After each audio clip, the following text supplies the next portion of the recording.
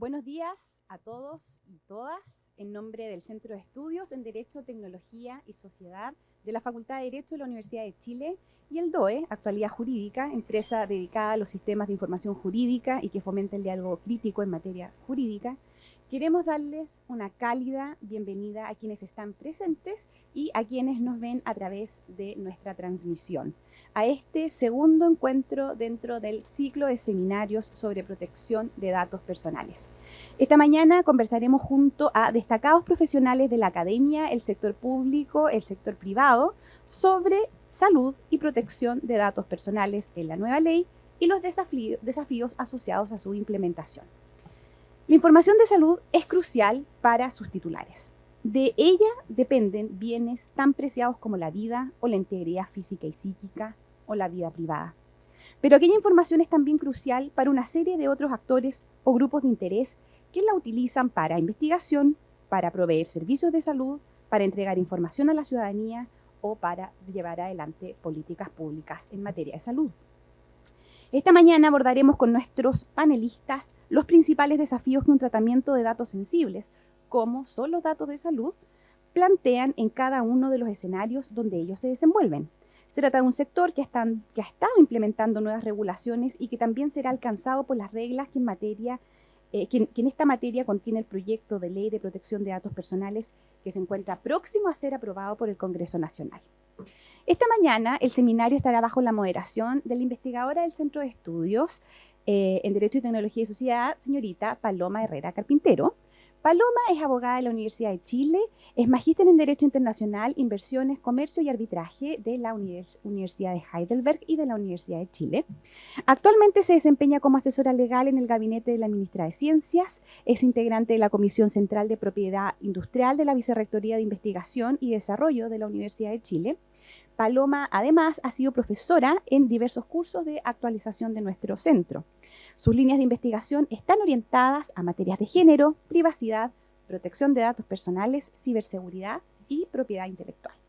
Sin más preámbulos, quisiera dar la más cordial bienvenida a José Miguel Catepillán, que está conectado a nuestro seminario, Jorge Pacheco, Gabriela Novoa y Sergio Guíñez.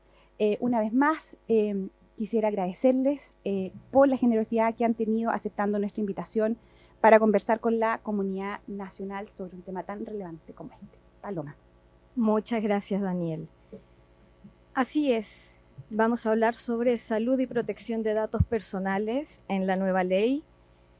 Vamos a partir también por saludar a Sergio Guíñez, que es integrante del Comité Académico del Centro Nacional en Sistemas de Información en Salud, un gusto. A Gabriela Novoa, que es gerenta corporativa legal Red de Salud UCristus, a Jorge Pacheco, que es jefe del Departamento de Estadísticas e Información de Salud del Ministerio de Salud, y a José Miguel Catepillán, que nos acompaña en línea, que es asociado senior de H&Co Abogados. Así que muchas gracias y también aprovechamos a saludar a los que nos están siguiendo online y a los que están presentes. Con la finalidad del tiempo y ya que existe mucho interés en este tema, vamos a partir por una primera ronda de preguntas donde cada uno va a tener alrededor de 5 minutos para poder exponer en relación a este tema, ¿ya? Vamos a partir con Sergio, ¿ya? 12 años, era extraño, no se conocía. O sea, esta conjunción de términos, informática, médica, era algo que no se tenía muy claro. Y eso conllevó muchos problemas en el sentido de interpretaciones de la ley.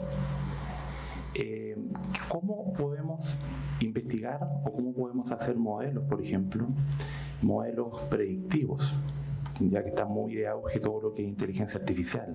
Un modelo de inteligencia artificial no puede predecir si no ha sido entrenado con datos y requiere muchos datos. Y esos accesos a los datos, que los investigadores para nosotros son la materia prima, la ley de alguna forma la ley que está actualmente, la ley de derecho de deberes que rige todo lo que es el acceso a lo que es el registro clínico y la ficha clínica, establece varias barreras, múltiples barreras. Primero, una de las barreras es que todos los datos son considerados sensibles, por ende también son regidos con la ley de datos sensibles. Siguiendo que la ley está pensada desde el punto de vista más bien asistencial. Hay una ambigüedad desde el punto de vista o no hay claridad desde el punto de vista de cómo se tratan para investigación.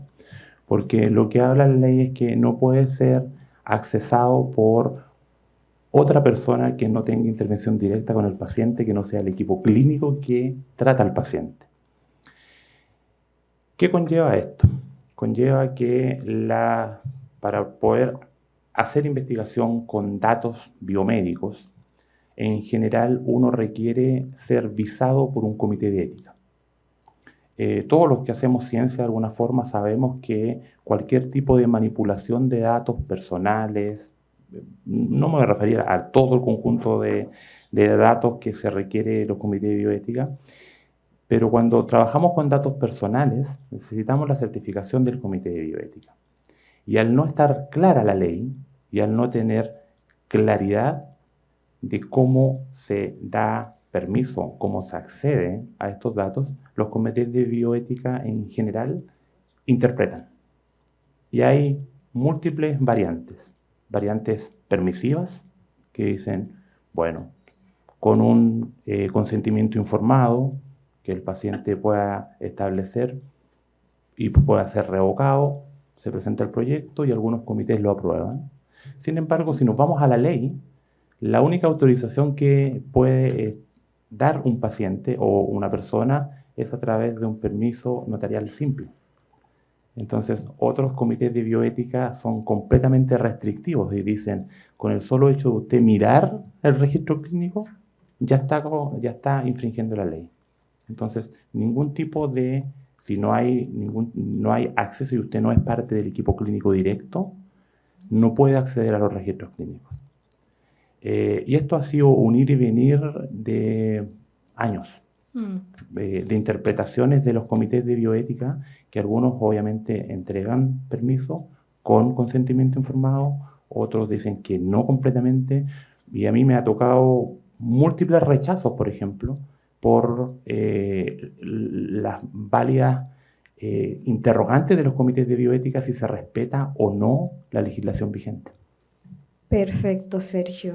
Después vamos a ahondar también en lo que señalas, que es muy interesante, sobre las diversas interpretaciones que pueden hacer los comités de ética sobre esta materia, y también esperemos de que la próxima ley de datos personales que pueda salir también ayude a otorgar cierta claridad también en cuanto a este tema. Ahora seguimos con Jorge, que tenemos acá, que es representante del Ministerio de Salud. La pregunta que va para ti tiene que ver cómo ha enfrentado el Ministerio de Salud el tema de generar un modelo seguro de datos, sobre todo en el ámbito de interoperabilidad, y también, no sé si quieres entrar más adelante sobre el tema de la investigación, pero ahí tienes el tema. Sí, súper interesante. Igual agradecer la invitación.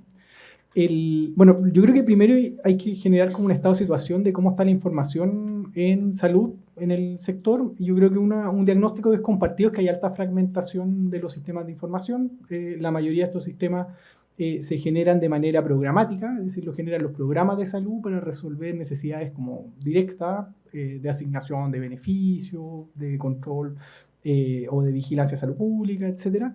Pero no ha habido una perspectiva más integrada. Y eso genera una serie de ineficiencias que son conocidas, que pueden tener un impacto en los pacientes, por ejemplo, cuando ellos tienen que estar portando sus datos de un médico a otro, ¿cierto? Los exámenes, etc.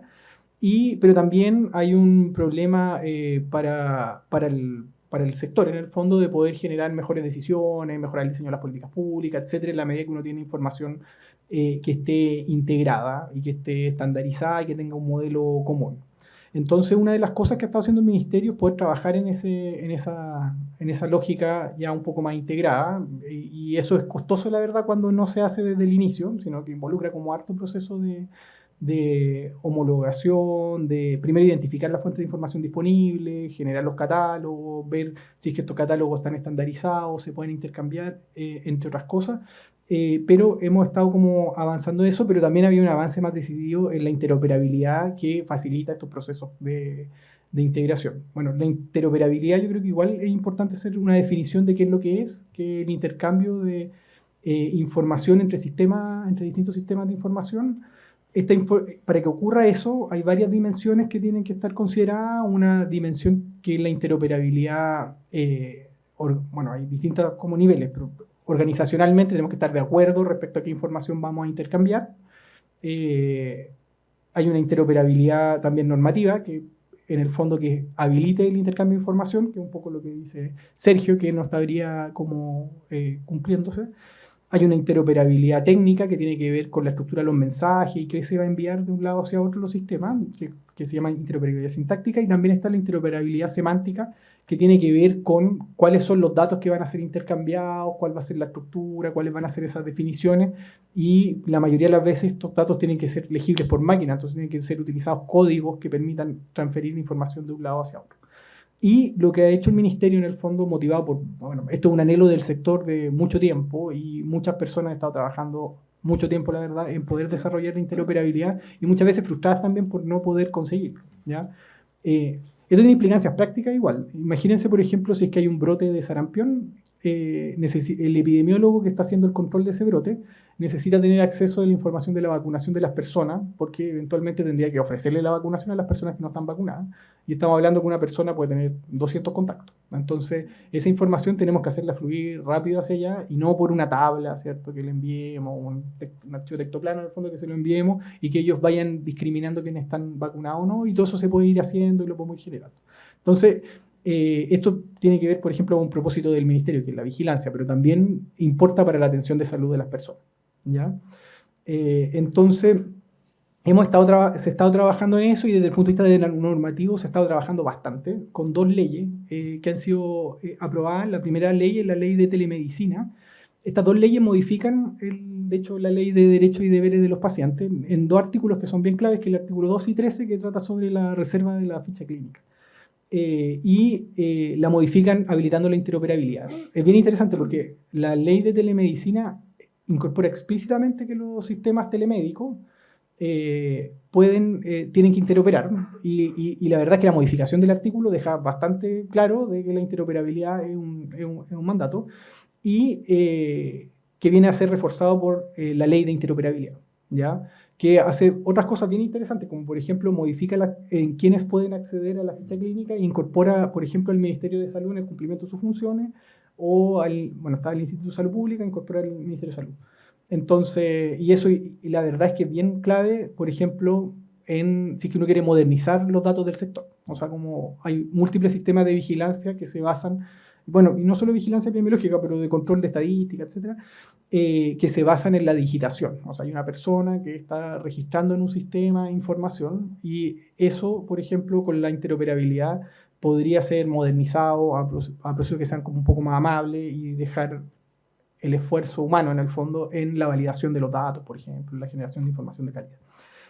Pero básicamente, desde el punto de vista normativo, se ha avanzado en esos dos artículos, o sea, esas dos leyes, la ley de interoperabilidad y la de telemedicina, y también se ha trabajado con un componente práctico, que es desarrollar pilotos de interoperabilidad. O sea, como llevar esto a cabo de manera práctica, y para eso se ha generado un modelo de gobernanza en el Ministerio de Salud, donde hay tres partes. Una va a ser los procesos, que van a ver los departamentos técnicos, que van a ver cuál es el proceso y van a definir organizacionalmente el proceso donde se va a recoger la información.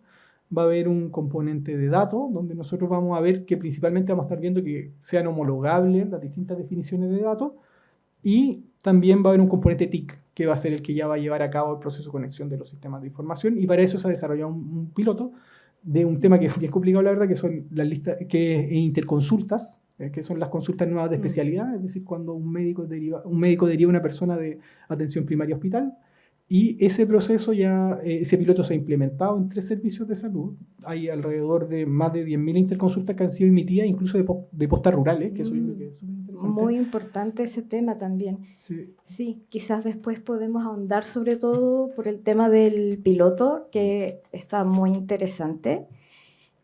También les voy a informar que para la gente que nos está acompañando en línea pueden plantear sus preguntas a través de Zoom, y para los que están acá presencial, informarles que después de este evento vamos a tener un rico coffee break, ¿ya? Siguiendo también la línea, ya que estamos hablando de normativa, también nos acompaña José Miguel a través de Zoom. Y siguiendo también esta línea ya normativa sobre ámbito de aplicación, quisiéramos saber si nos puedes dar tu visión sobre, por una parte, la tramitación de la interoperabilidad. ¿Cómo lo ves tú desde el ámbito legal? Y también, si gustas también entrar en este tema de la telemedicina, que también fue una de las primeras reformas grandes, como mencionó Jorge, en esta materia. Muchas gracias, Paloma. Aprovecho a saludar a Daniel, al Centro de Derecho Informático, a la Universidad de Chile, al Boletín de Información y Actualidad Jurídica por la Organización. Me estoy escuchando medio acoplado. ¿Aló? Te escuchamos. Bueno, saludo también a las y los panelistas. Bueno, en cuanto a la ley de interoperabilidad, esto emerge como un esfuerzo transversal, considerando que fue patrocinado por el senador Insulza, Juan Luis Castro, como en ese momento estaba como presidente de la Comisión de Salud, por el senador Macaya, que en ese entonces era presidente de la UDI, el senador Chaguán, que era presidente de Renovación Nacional, y el actual ministro Elizalde, en su calidad de presidente del Partido Socialista. Entonces la idea era generar una reforma en la gestión de la salud, considerando que la política en estos momentos es medio inerte en generar cambios más importantes. En ese sentido, la interoperabilidad intenta engarzar con los cambios administrativos y operacionales que requiere la prestación de salud, en el entendido de que el Estado en el fondo no estaba cumpliendo su mandato constitucional de controlar y proteger las prestaciones de salud. En ese sentido, la interoperabilidad, de acuerdo al Banco Interamericano de Desarrollo, constituye la habilidad para intercambiar los datos sin errores, interpretarlos y hacer un uso eficaz de ellos. Y en ese sentido, la tecnología puede salvar vidas humanas, también permite generar estadísticas fidedignas respecto de lo que se está haciendo, cómo se está destinando el dinero fiscal, porque hay que tener en consideración que el Estado actualmente dispone de 90.000 millones de dólares, respecto a los cuales 15.000 millones de dólares van para salud. Si vamos 10 años atrás, el presupuesto ha ido aumentando en un ratio de 5.000 millones de dólares. Es mucho dinero, tampoco la población se ha disparado, tenemos que considerar que también están las patologías GES, los fallos de la Corte Suprema en temas de medicamentos, pero de todas maneras es muy factible darle un uso más eficaz al dinero. También la interoperabilidad, un gran problema que se enfrenta es el tema de la gobernanza de los datos y también de los estándares. Primero de los estándares porque todavía en Chile no está definido cuál es el modelo que vamos a seguir, si es que va a haber un organismo que esté encargado de estandarizar los estándares, valga la redundancia, para el sector salud o bien para toda la administración del Estado. Y por otra parte, tenemos la gobernanza en temas de economía digital, donde tenemos, por ejemplo, a la Agencia Nacional de Ciberseguridad, a la futura Agencia de Protección de Datos Personales, al Consejo para la Transparencia, a Contraloría, al MinSal, y distintos organismos que en la medida de sus competencias interceden en la economía digital, y vamos a ver cómo esto funciona en la práctica. Pero hubiese sido deseable una norma de coordinación. Y eso es un poco lo que podría hacer, considerando que no escuché muy bien a mis compañeros. Muchas gracias, José Miguel. Sí, tal como tú señalas. ¿Sí? ¿Aló? Parece que hay problemas de audio, pero tal como señaló José Miguel, existe... Los perdí. Hay que activar el audio, parece. A ver, unos minutos. ¿Sí? José Miguel, ¿nos escuchas? Ahí lo escucho. Sí. Ahí sí. Ahí lo escucho. Sí, ya habías terminado la idea, ¿verdad? ¿O faltaba algo Sí, más? había redondeado. ¿Sí? Ya, Había genial. redondeado, sí. Sí, porque además después nos toca otra segunda ronda de preguntas. Y también para complementar, claro, lo que tú señalas, tenemos varios desafíos en tema de interoperabilidad, más allá del normativo, también tiene que ver el ámbito político, técnico, lo cual no va a ser fácil de abordar y por eso mismo es muy importante este tipo de instancias como son estos seminarios. Ahora, para continuar, vamos a hablar con Gabriela, ¿ya? Quisiéramos saber ya desde el ámbito del sector privado, ¿cuál han sido la experiencia en interoperabilidad que han tenido o van a tener en este sentido? Muchas gracias primero por la invitación al DOE y al Centro de Derecho e Informática. Es un nombre medio largo, así que no te de la preocupes. Universidad de Chile. Antes de ir directo a la pregunta, me gustaría hacer un breve resumen de la historia normativa, podríamos llamarlo de alguna manera, para que entendamos bien dónde estamos parados hoy día. Ya algunas cosas las han dicho los demás que han hablado, pero y mirándolo desde el punto de vista del prestador privado, que yo represento a la red de salud Cristo, que además es una red asistencial docente, por lo tanto también tenemos el tema de la investigación, por lo tanto genial. Conozco bien los problemas que se han generado por los dos lados, digamos. Pero el año 2012, que se dictó la Ley de Derechos y Deberes de los Pacientes, la Ley 20.584, existe la regulación clara y evidente de que los datos de salud son datos sensibles que están regulados por la Ley 19.628 y a esos datos sensibles solo tienen acceso a las personas restringidas que señala la ley. Efectivamente, como ya han señalado, eso se ha ido ampliando un poco, pero básicamente desde el año 2012 tenían derecho a acceder a los datos clínicos las personas directamente, sus herederos, las personas las que tenían un mandato que, con las regulaciones que señalaba la ley, los fiscales del Ministerio Público con autorización judicial, y era básicamente eso en realidad. Entonces nos encontrábamos con el problema que cada vez que se requería información había que revisar bien quién requería esa información, porque además las personas cada vez más empezaron a preguntar quién accede a mi ficha clínica, por lo tanto no era cosa de llegar y meterse a los datos clínicos, porque eso podía generar responsabilidad para el prestador, que era el custodio, que es el custodio en realidad, de la información clínica.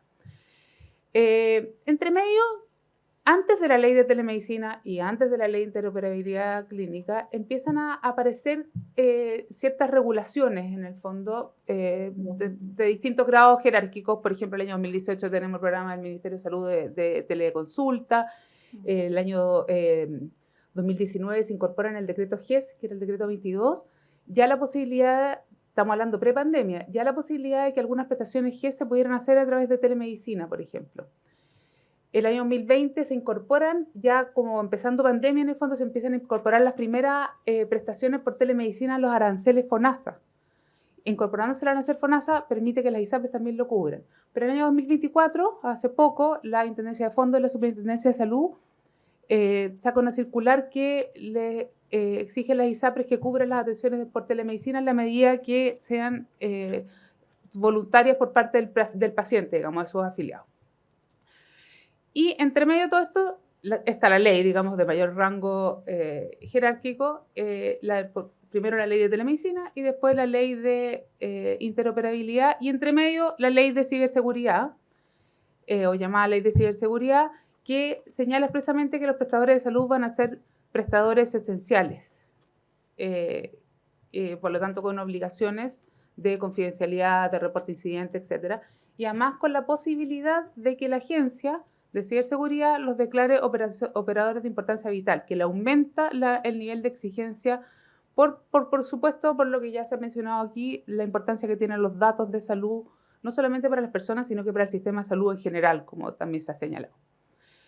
Pero quiero hacer una especie de especial homenaje a un decreto que nadie lo ha mencionado, que es el decreto número 6 del año 2021, que es el reglamento de telemedicina.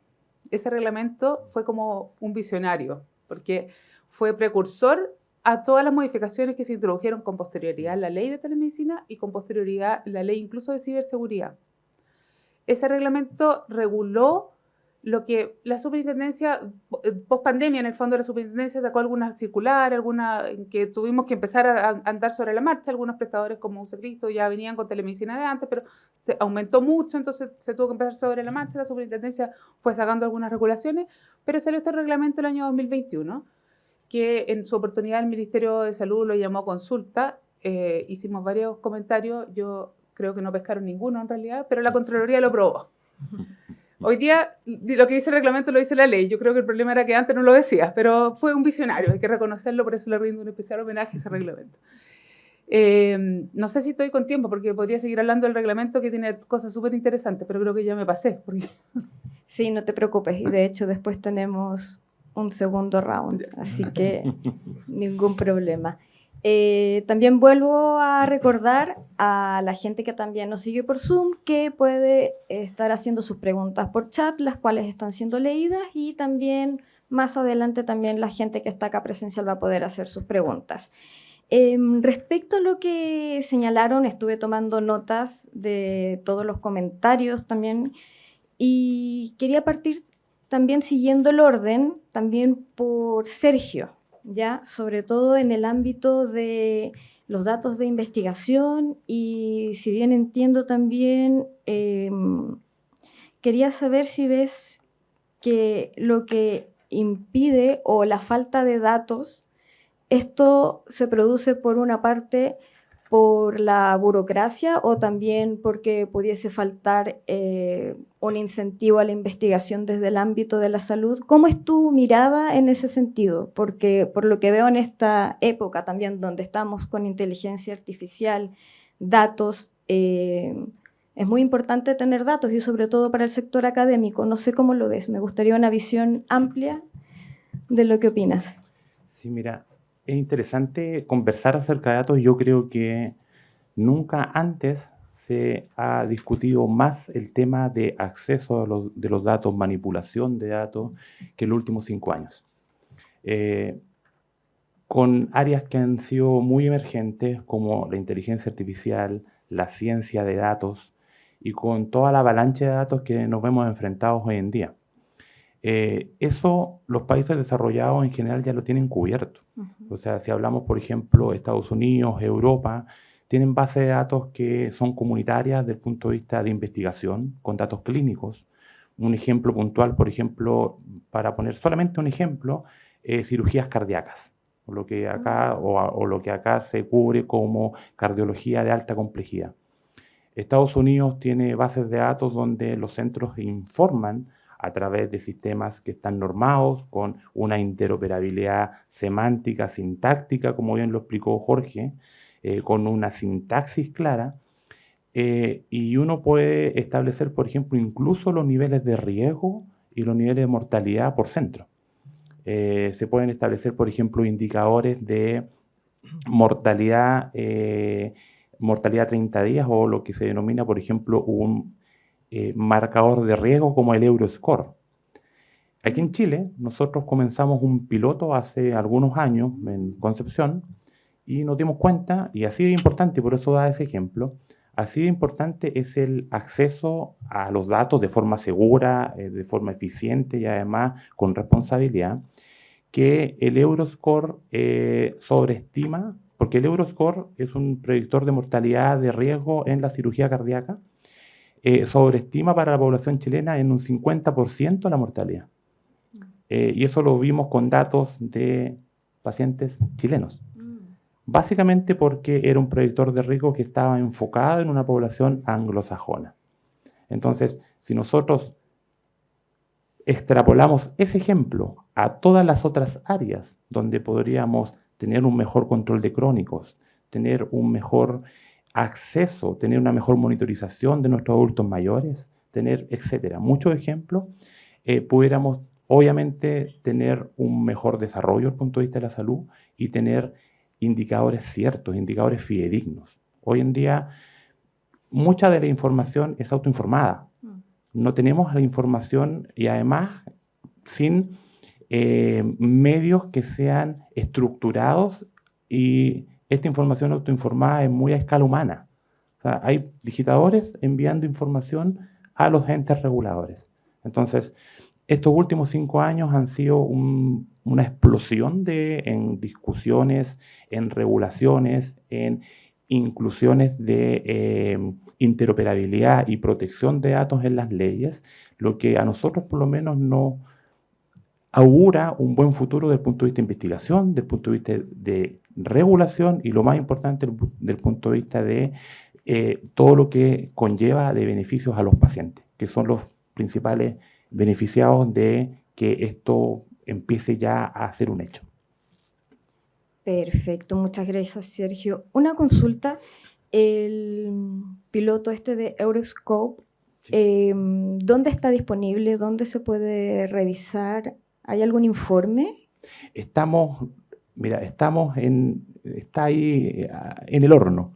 Está en el horno y esperamos este año publicar ya con una corte bastante amplia, estamos hablando de alrededor de 5.000 registros.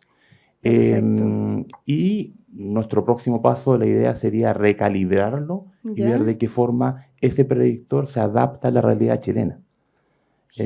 Pero yo diría que durante este año ya vamos a ver algún tipo de luz acerca de esa publicación. Perfecto, por lo menos desde el centro vamos a estar siguiendo muy de cerca y esperemos que también nos informen, porque ciertamente va a ser un aporte, sobre todo considerando la realidad país tan distinta que tenemos. Así que muchas gracias. Ahora sigo con Jorge, que nos estaba dando el detalle de un piloto que tiene que ver con temas de interoperabilidad que estaban desarrollando desde el Ministerio de Salud. No sé si nos puedes dar más detalles sobre eso. Sí. Sí, bueno, contarle, esto se viene trabajando desde el año pasado, más o menos, claro, de marzo del año pasado, donde se hace la solicitud en el fondo de modernizar uno de los sistemas de información, que es el sistema de tiempos de espera. Entonces, en base a eso se genera un piloto de interoperabilidad, ya que permite, en el fondo, los tiempos de espera involucran la transferencia de un paciente de un nivel hacia otro. En Chile, habitualmente hay distintos prestadores de salud, o sea, hay distintos sistemas de información de salud de cada uno de los prestadores. Entonces, puede que un prestador tenga un sistema de información en la atención primaria y el que ocupe el hospital sea distinto. Entonces, no necesariamente esa comunicación fluida, y habían distintos pasos que se generaban, por ejemplo, interconsulta al papel o otros tipos de registros que hacían esta derivación de los pacientes. Y la idea, el objetivo de este piloto era como modernizar completo este proceso de manera de que esto fuera automático. En la medida que el médico emite la interconsulta, se informe al hospital y pueda ser respondida después por el hospital. Para esto hubo que ponerse muchas personas de acuerdo, y creo que uno de los principales aprendizajes de la complejidad de esto es como lograr estos como acuerdos en distintos niveles. Por primer lado, un poco de conocer cuál es el proceso clínico que se está regulando, que es un poco más interno, pero al mismo tiempo ponerse de acuerdo en qué datos se van a capturar, que la idea es que estos datos sean mínimos y suficientes para el proceso. Y después ir implementando, porque en el fondo hay ciertas definiciones que se hacen operacionalmente, habitualmente a nivel central, y cuando se llega a los servicios de salud hay que ir haciendo como ciertas modificaciones o revisiones del proceso. Pero eso, como les mencionaba, eso ya ha sido efectivo. Hay información que se está transfiriendo de un registro clínico hacia el otro, hay un modelo, hay definiciones de estándares también. En relación a qué es lo que se va a utilizar. Por ejemplo, se ha hecho algunas definiciones de estándares sintácticos, de ocupar HL7 Fire. También se hicieron ciertas definiciones. Es bien interesante esto, porque en el fondo, en la medida que se definen datos para un sistema, estos datos son reutilizables para los distintos sistemas. Entonces, cuando uno hace una definición, por ejemplo, de qué es lo que va a significar un paciente, esa es la definición de qué es lo que va a significar un paciente para todos los sistemas. O sea, en el fondo va a tener la misma estructura: el nombre, el apellido, el RUN, el sexo, y todo esto tiene que estar muy bien definido en los sistemas informáticos. ¿ya? Porque acuérdense que uno de los criterios de calidad es la identificación única e inequívoca de las personas. Entonces, los sistemas requieren esto, como decía José Miguel. Entonces, bueno, se ha hecho esos componentes modulares y ahora lo que se espera, y que se espera también para la telemedicina, es poder ir generando estos módulos que son bien sencillos, la verdad. O sea, no se aspira como a grandes volúmenes de información que sean intercambiadas, sino que son bien discretos, como resúmenes de pacientes, por ejemplo, o que ciertos contenidos mínimos que puedan intercambiarse en el entendido de que esto, y que además la ley, de hecho, lo define como incremental, o sea, como esto es un proceso que van a ser incrementales. Uno no puede esperar que todo se empiece a intercambiar al mismo tiempo, sino que se tiene que ir haciendo de a poco, porque los sistemas informáticos tienen que ir haciendo los ajustes para que esto pueda ir sucediendo. Entonces, eso son una de las cosas que se han ido como aprendiendo en el piloto. Perfecto, muchas gracias, Jorge. Ahora también vamos con José Miguel. José Miguel, ¿nos escuchas? Sí, perfecto, lo escucho. Mira, ya que nos contaste la historia también de cómo se gesta esta reforma y también el tema de la importancia de poder cumplir el mandato constitucional que tiene el Estado de proteger y cuidar la salud de las personas, ¿cuáles crees tú que van a ser los mayores desafíos en tema de gobernanza de datos, tanto en el sector público como privado? Perfecto. A grandes rasgos, si uno tuviera que hacer una evaluación, podría decir que el legislador chileno por algo se tomó más de 7 años en desarrollar la deliberación y el estudio de esta ley. Es decir, no fue llegar y copiar el Reglamento General de Protección de Datos de la Unión Europea, porque el legislador partió de la base de que tenemos una idiosincrasia, un estado de la industria particular y adecuado a Chile. En ese sentido, vamos a ver cómo se coordinan los distintos organismos al momento de cursar infracciones, porque tenemos que recordar que tiene injerencia el CERNAC, que puede fiscalizar contratos de adhesión, la Agencia de Ciberseguridad, por lo que comentaba anteriormente acerca de los prestadores de importancia vital. También tiene incidencia la superintendencia, que el MinSal, la Agencia de Datos, etcétera. Y si consideramos solamente una infracción a la ley de protección de datos y en el ámbito de salud, supongamos que a un hospital público se le filtran 20.000 fichas clínicas, ese daño no solamente es irreversible, sino que genera un daño que podría, conlleva una sanción cuyo monto podría incluso determinar la impedibilidad de dicho establecimiento. Porque las multas van hasta las 20.000 UTM, pero en el caso de que haya reincidencia se puede hasta triplicar ese monto. Entonces estamos hablando de 60.000 UTM, y eso sin contar las demandas por responsabilidad extracontractual u otras demandas u otros procedimientos sancionatorios que puedan ejercer otros organismos, considerando que la ley de datos tiene una excepción al non bis in idem, es decir, por los mismos hechos es posible cursar sanciones. Vamos a ver, eso sí, qué dice el Tribunal Constitucional. Y respecto del sector privado, tenemos que ver también cómo el sector privado se adecua a esto. Es decir, no sé, sin ir más lejos, se va a mantener el tema del RUT en la farmacia, se van a capacitar a los profesionales, porque tenemos que considerar que hay muchos doctores que son extranjeros actualmente, y por eso es tan relevante la interoperabilidad semántica. Es decir, nosotros tenemos garantizado que dichos profesionales estén registrando las patologías con la misma nomenclatura que ocupan los médicos chilenos. Ahí hay un tremendo punto. Y no solamente los doctores, sino todo el personal de la red asistencial. También, por ejemplo, tenemos ahí yo creo que, claro, va a ser necesario una norma de coordinación y va a ser fundamental el liderazgo. Para la tramitación de la ley de interoperabilidad es clave mencionar a Jorge Herrera, el encargado de informático del MinSal, pero Jorge Herrera no continúa en el próximo gobierno. Entonces también ocurre que la interoperabilidad tenemos que verla más a nivel país y no solamente en términos de salud. porque Jorge comentaba el caso de la interoperabilidad organizacional, que es como el estado de madurez máximo que puede alcanzar la interoperabilidad. Pero para eso es necesario tener una estrategia que se sostenga en el tiempo, porque para llegar a la interoperabilidad organizacional tenemos que estar en la interoperabilidad sintáctica, técnica y semántica. Entonces, esto no es de un día para otro. Y esto como solamente para prender una luz, a nivel europeo hay una estrategia europea de interoperabilidad y también esto tiene mucho que ver también con la administración pública, es decir, cómo la democracia se ejerce con toda esta tecnología, cómo se puede acercar al ciudadano. Entonces, es un tema clave que excede a todas luces el ámbito de salud. Y ahí nuevamente aprovecho de remarcar el tema de los estándares, porque tenemos el Instituto Nacional de Normalización, tenemos el CENS, tenemos el MinSal, tenemos las Express, todos tienen potestades en temas de estándares y ojalá que no ocurra, pero es factible que las autoridades puedan chocar y eso lógicamente perjudica al ciudadano.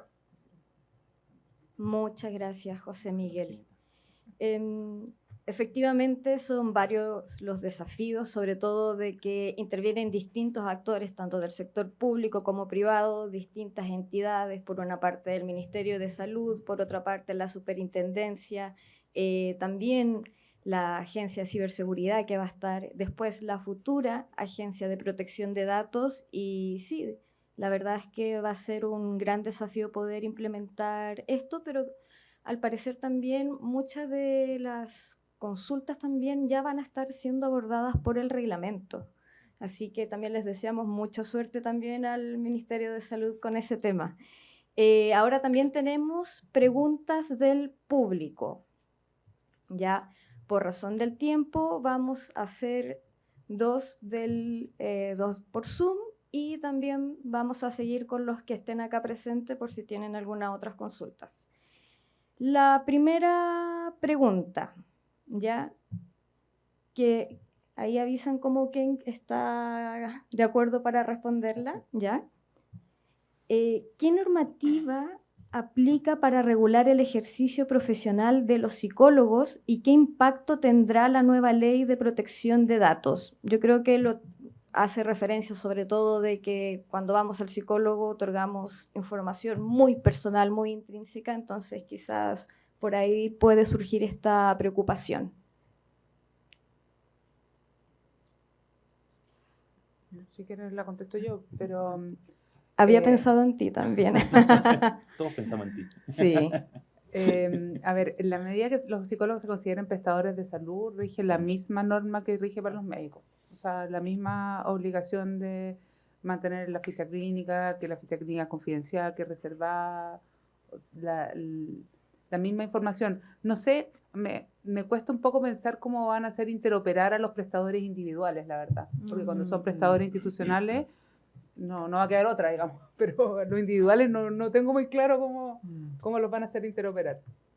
Pero en la ley de telemedicina como que establece que son las prestaciones telemédicas son por los prestadores institucionales.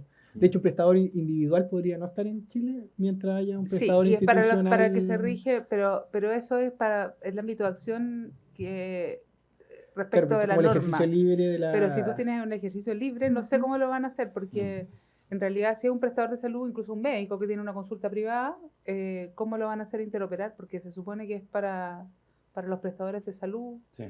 Sí, no, yo creo que ahí habría que identificar, una de los componentes como, vuelvo a los datos, pero en el fondo hay como 3 niveles que van a ser como basales en esto, que están los prestadores institucionales, los prestadores individuales y los pacientes en el fondo, y la combinación de eso va a permitir identificar las actividades.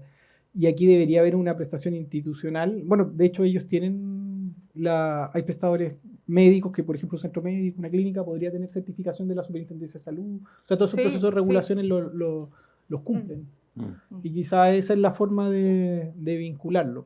No, sí, como la atención en mi casa, eso es un poco por telemedicina, que creo que algo... Pero por lo menos en telemedicina lo vincula a un establecimiento. Y de hecho permitiría, por ejemplo, la atención por una persona que no necesariamente está en Chile, si es que el establecimiento Así está es, acá está y regula domiciliado el acá. establecimiento. Yo creo que al final, dado que la ley de interoperabilidad señala que el reglamento va a ser el reglamento de telemedicina modificado, van a tener que ahí incorporar todas estas regulaciones que quedan un poco en el aire pensando en una interoperabilidad más amplia. Sí. A mí una de las cosas que me hace ruido aún es el formato, porque no se eliminó, o sea, sigue siendo textual, ya sea formato electrónico o en papel. Y en papel, no puede ser claro, o sea, no, un Pero papel... hay una parte chiquitita igual que dice que si es que el soporte es papel, va a haber un conjunto mínimo de datos que van a ser obligatorios para los prestadores. O sea, como que igual, a pesar de estar en papel, ellos deberían garantizar un mínimo de información que debería Claro, ser y ahí viene todo lo que estamos discutiendo de los estándares, de que tiene que estar codificado de acuerdo a un estándar que obviamente esté en común acuerdo con todos los prestadores. Entonces, ahí es donde viene todavía Exacto. Y uno de los grandes desafíos, y que también por eso muchas de las materias se sometieron al reglamento, y también ahí, por lo que tengo entendido, van a reflexionar también sobre cómo abordar esta gran misión. Y también uno de los puntos que también pude leer en la historia de la ley, que tiene que ver con la digitalización o no, o qué sistema van a ocupar, era también de que muchos sectores rurales no contaban con programas informáticos para tener sus fichas clínicas ahí, y también tenían que recurrir a las fichas clínicas en papel, y también ahí se respondía lo que señaló Jorge, de que en algún momento van a tener que digitalizar la información mínima que se va a definir también en este reglamento. Y por otro, también que lo leí, que también ahí señaló MinSal, que iban a ver como alguna forma también de ayudar a estos prestadores que no podían tener la capacidad técnica quizás para tener un sistema. Entonces esperemos que también ahí se aclaren varias de estas dudas. Hay una Bueno, cosa, también. perdona, pero hay una cosa interesante que la ley señala específicamente, y con justa razón en el fondo, que la ley de interoperabilidad va a ser aplicable en la medida que la ley de presupuesto lo permita. Sí, Claro. Entonces, Sí. porque sabemos que hacer conversar a los sistemas de todo el país no Sí, es obvio. una cosa... Bueno, esperemos que la DIPRES esté mirando también este seminario. Bueno, otra de las preguntas, porque este tema da para mucho. Esta es para Jorge. ¿Ya? Dice que esta pregunta está relacionada con los sistemas de seguridad que tiene el Ministerio Público y el Servicio de Impuestos Internos, dado que queda registro de su ingreso al interior de la organización. ¿Ya? ¿Dónde se registra cada individuo que accede en forma interna a la información de cada paciente? Eso está en iLog, en el fondo hay registros como de auditoría de las fichas clínicas, y de hecho cuando han habido casos donde hay gente de acceso no autorizado, eso lo puede identificar a través de esos logs. Exacto, muchas gracias. La trazabilidad y los niveles de acceso. Claro. Así que en esa parte... privados Yo- también. Sí, Sí. sí. ¿Puedo complementar algo pequeño? José Miguel, dale. Sí, que tocaron el tema de la transformación digital Y es un punto que es clave porque a nivel comparado se estila hablar de la historia clínica en contraposición a la ficha clínica. Sí. y en Chile nosotros como tenemos, yo por ejemplo a lo largo de mi vida me he cambiado muchas veces de prestador, entonces tengo fichas clínicas desperdigadas, no tengo una historia clínica. Entonces en el caso de los psicólogos no solamente va a ser importante la capacitación, sino que empezar a agarrar todas estas partes para configurarlas en un solo documento. Y respecto de lo que a presupuesto se refiere, Yo justamente al momento de redactar el proyecto de ley de interoperabilidad era muy escéptico respecto de las ISAPRES. Yo pensaba que, o sea, estaba tan caldeado el ambiente político que pensé que no iba a haber acuerdo y en ese sentido intenté llevarlo hacia el área de gestión. Entonces, la carga económica para los prestadores no es tanta si lo que se trata es de conectar los sistemas de manera que el paciente pueda circular. Entonces, en el fondo se trata simplemente de establecer el estándar y que los prestadores compartan la información. Porque en ese sentido, una cuestión que sí es preocupante es el gasto de FONASA, por ejemplo, el gasto en medicamentos. O sea, el primer trimestre, decían en un seminario la semana pasada que el primer trimestre ya se va el presupuesto de FONASA, entonces después que hay que ir a Tesoro Público y eso es un tremendo problema. Muchas gracias, Miguel. Antes, bueno, ya estamos como casi con el tiempo. Gabriela, tú querías decir algo también sobre la trazabilidad también y la seguridad de los datos en el sector privado. Solamente me gustaría hacer un comentario porque me quedé pegada con algo que acaban de mencionar. Yo quiero primero una especie de disclaimer. La ley de interoperabilidad es una de mis leyes favoritas. Ya encuentro que muchos años que era, como tú decías, era una ley para el ministerio y que era caro, porque era caro no pensando en los privados, que también es caro, digamos, pero para el sector público. O sea, hacer conversar a los sistemas de todo el país, público y privado, es caro. Pero creo que es una ley que no solamente es en beneficio del paciente, porque, como decías tú, me parece que significa no repetir exámenes, por ejemplo, sino que además es la seguridad de su atención clínica, porque el paciente hoy día va y tiene que, como decía Miguel, contar su historia, porque tiene sus fichas desperdigadas por todos lados, y si se le olvidó algo, y cometió un error en la información que le dio, que el médico tiene que creerle en realidad, hay un riesgo de la seguridad de su atención, de su tratamiento, por ejemplo, o su diagnóstico. En cambio, teniendo las fichas todas disponibles, hay mucha más seguridad en la detención y mucha más responsabilidad para el prestador, por supuesto, porque ahora no va a tener la excusa de que no le contaron. Y para los prestadores, creo que también es una súper buena oportunidad. Para los prestadores privados, estoy pensando específicamente. Porque si yo puedo llevarme mi ficha donde yo quiera atenderme, me obliga a ser mejor, me obliga a ser más eficiente, me obliga a entregar la mejor parte de mí en el fondo como prestador. Entonces yo creo que realmente la interoperabilidad es una muy buena noticia, tanto para uno como paciente como para el prestador de salud. Muchas gracias. Ya. En razón también del tiempo, vamos a tener 2 preguntas del público. Agradeceríamos que si la dirigen a alguien, digan esta pregunta va para tal persona y la materia, y que podamos ir al grano porque es un tema muy emocionante. Buenos días, Sergio. Quisiera preguntarte, en el universo de información de salud, que por defecto toda, ¿cierto? Se entiende que, como tú dices al principio, es dato sensible, por lo tanto se aplican los estándares de seguridad más altos.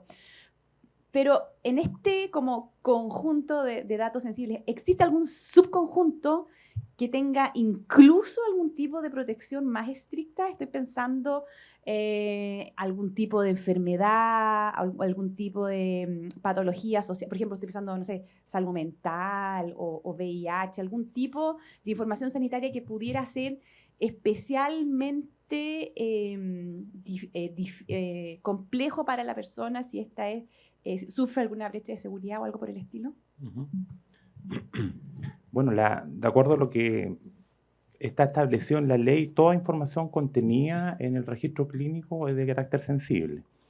Dicho esto, hay algunos ejemplos donde se ha filtrado información, por ejemplo, en los inicios de la pandemia, y ahí va el problema de lo que estamos discutiendo, de por qué es tan necesario la interoperabilidad y la protección de los datos sobre esta interoperabilidad entre sistemas.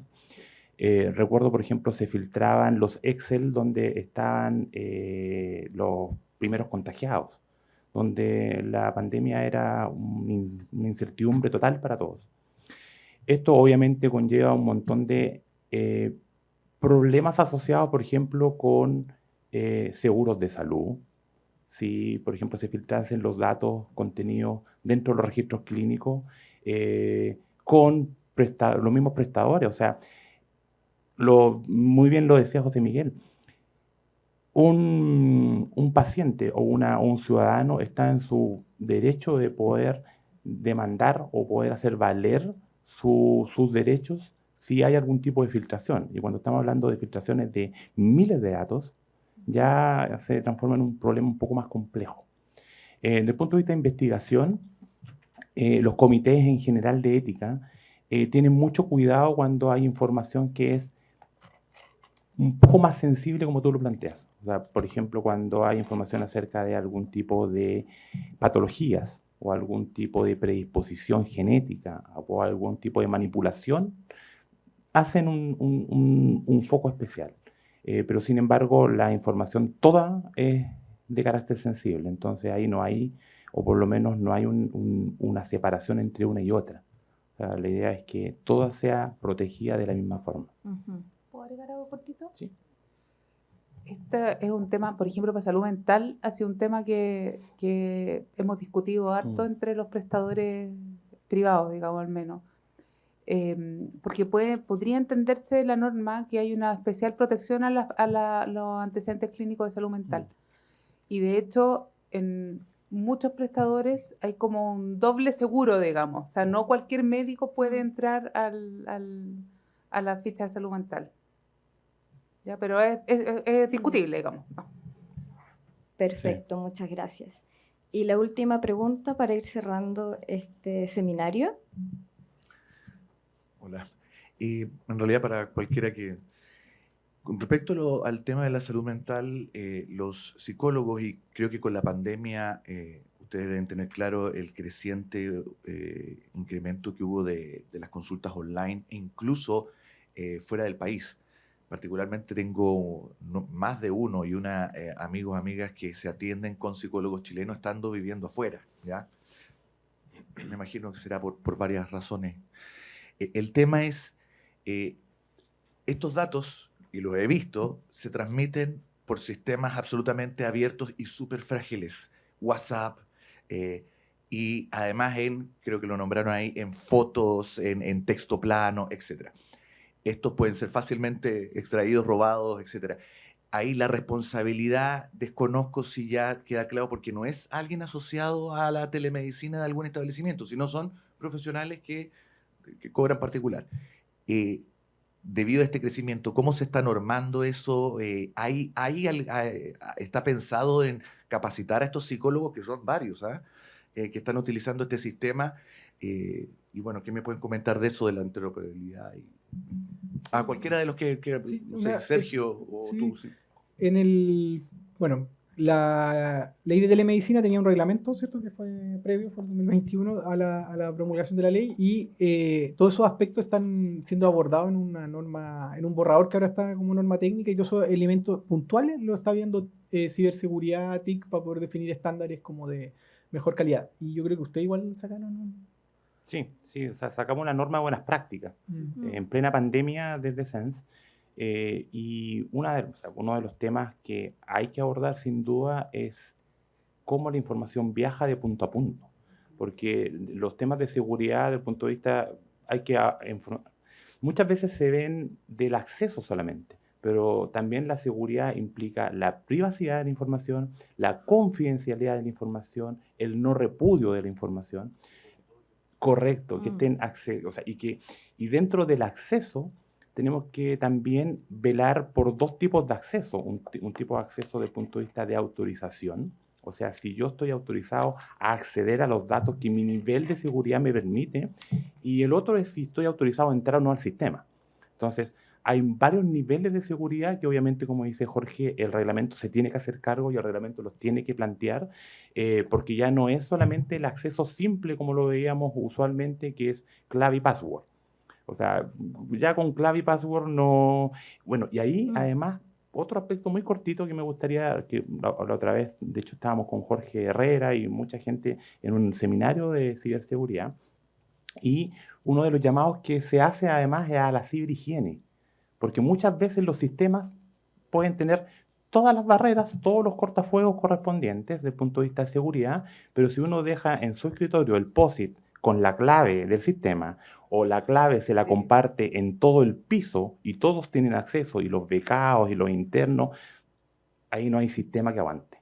O sea, eso, y ahí hacían un énfasis en la ciberhigiene. ¿Cómo nosotros, nuestro escritorio y nuestras costumbres van cambiando a tener información más segura? Exacto. Esto puede ser delito informático. También. Eso da para una gran discusión que también abarca muchas áreas, y también ahí aprovecho de señalar que nosotros desde la Escuela de Derecho de la Universidad de Chile y específicamente desde nuestro centro tenemos una variedad de cursos y diplomados, tal como el de ciberseguridad, datos personales y otros tantos también, que pueden revisar también por si quieren seguir interiorizándose en estas materias que son muy interesantes.